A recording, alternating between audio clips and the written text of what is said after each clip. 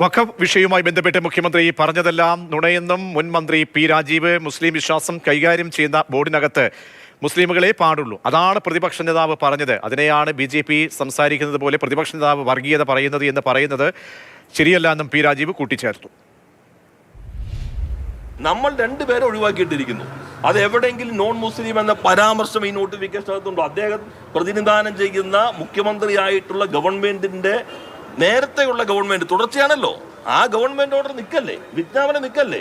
ഇത് സാധാരണ പൗരൻ പോലാകേണ്ട ഏതൊരാൾക്കും ലോകത്ത് കിട്ടാവുന്നൊരു ഡോക്യുമെന്റ് നിൽക്കുമ്പോൾ ആ ഡോക്യുമെന്റ് ഘടകവിരുദ്ധമായിട്ട് ആധികാരികമെന്ന മട്ടിൽ നുണകൾ എങ്ങനെ കേരളത്തിന് മുഖ്യമന്ത്രിക്ക് വിളമ്പാൻ കഴിയുന്നു?